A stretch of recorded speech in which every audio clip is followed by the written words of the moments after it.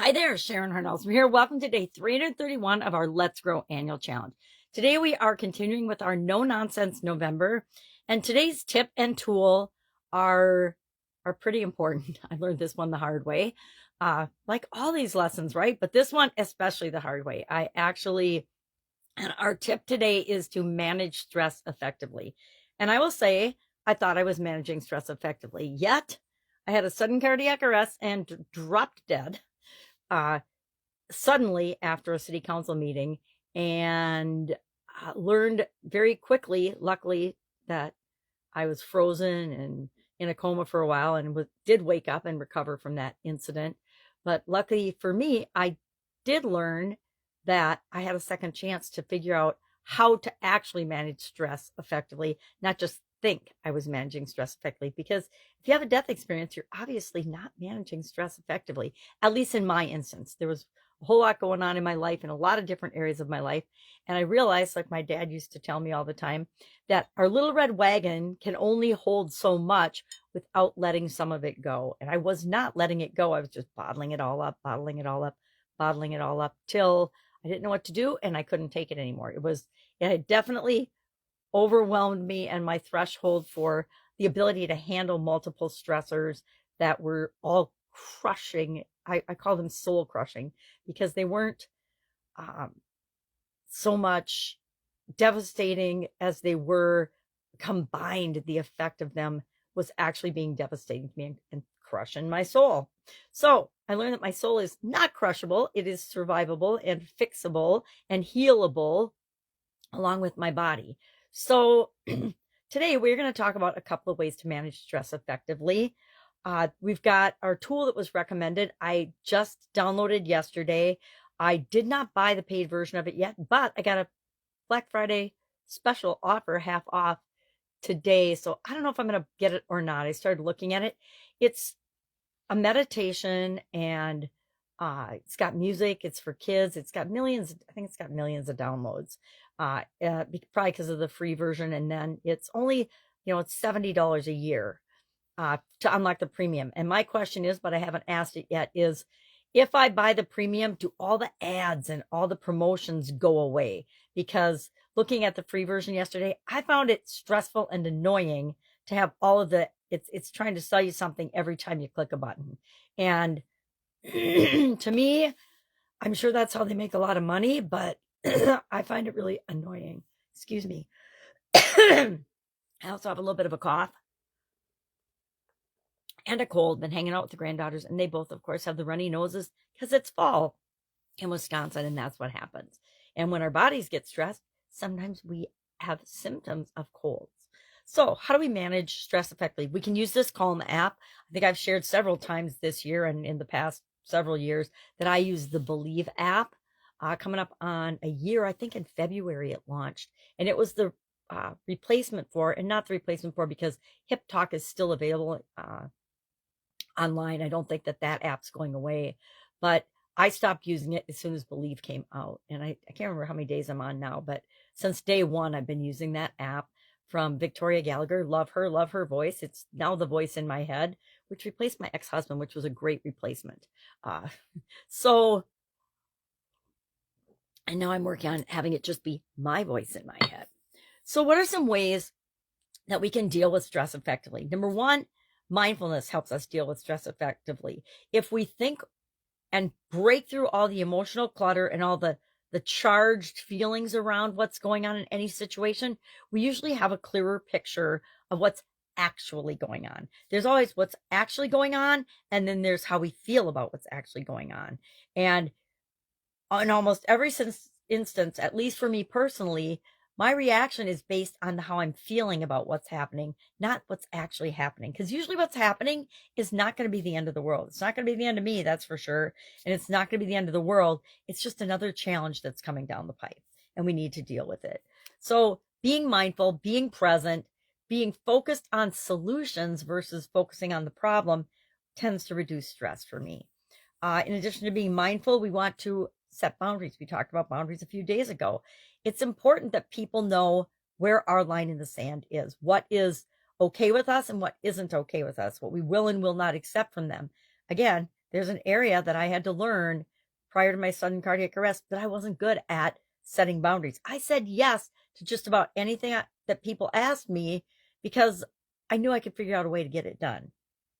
But that ended up filling my little red wagon and to the point of overflowing. Then we want to incorporate relaxation into our life and our daily routines. I recommend yoga, but I'm not a very good practitioner of it.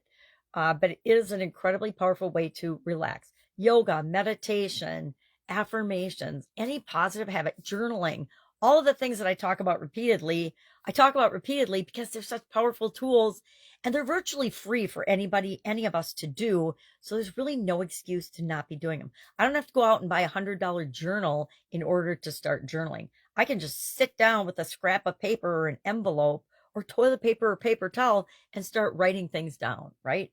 I can write them on the counter. I can write them. I better not. I won't do that. That would be silly.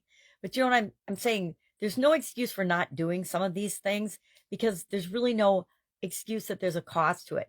I don't have the time. Guess what? We all have the same exact 24 hours in a day, and we can make excuses to not take care of ourselves, which means lowering our stress, or we can deal with the consequences that happen because we didn't do it effectively. And those are always more disruptive than had we dealt with the stress and had ways of managing stress effectively all along.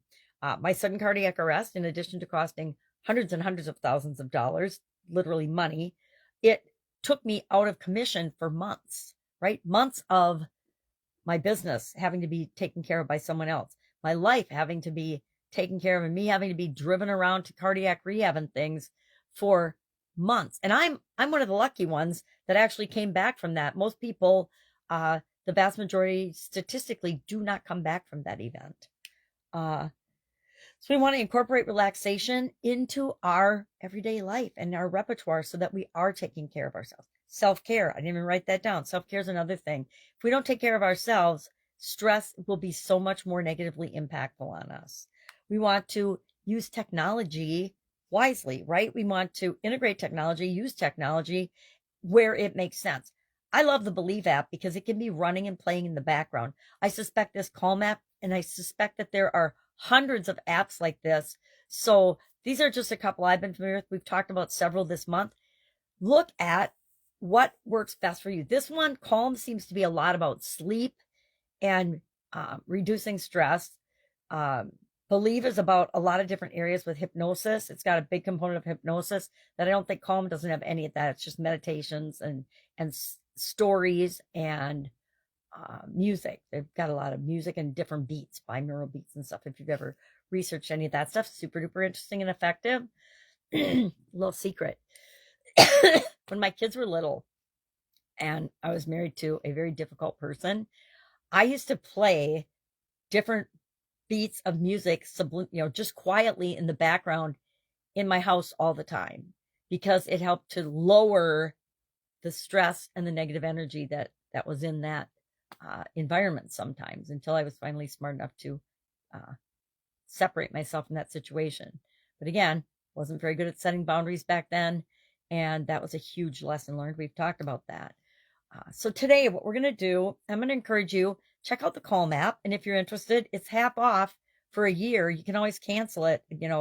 I will say most of those, if you cancel them ahead of time, they cut you off immediately. So if you're going to do it for the year at half off, which why wouldn't you? It's $34, $35, $34.99 plus probably tax and whatever else. And they will auto renew you in a year.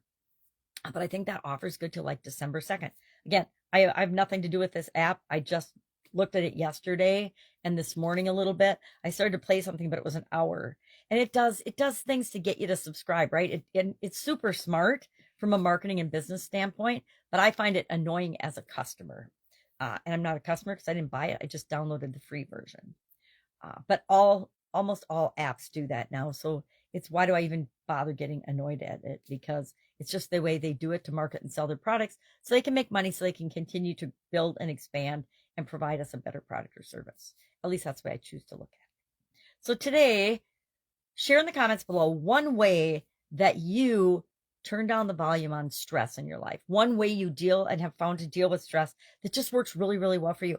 Me, I like caramels. If I'm stressed out and freaking out about something, I take a deep breath, and it's probably the deep breath that's more beneficial than the caramel, but I will eat something caramel because caramel calms me down. Wearing big cozy sweaters that my sister gave me uh, are comfy and cozy and de-stressing, and they cause me to relax, be more mindful, be present, and enjoy what's going on instead of stressing out about it, because stressing out about things never really helped anything. It blocks us from making solutions. It impacts our decision-making ability. It causes us all kinds of body things that can actually kill us. How do I know? Because it happened to me. I do not recommend it. So share in the comments below one way that you deal with stress effectively, not how you don't deal with it effectively. If you tell me you go out and have 10 shots, I don't think that is the definition of effective. My humble opinion, but probably not an ongoing long-term strategy for dealing with stress. All right, that's it. Have an awesome day. If I can help in any way, ask. Holiday week here in the United States, Thanksgiving, my favorite holiday by far these days. Used to be Halloween, now it's Thanksgiving. Why? Because I have a lot to be grateful for. We all do.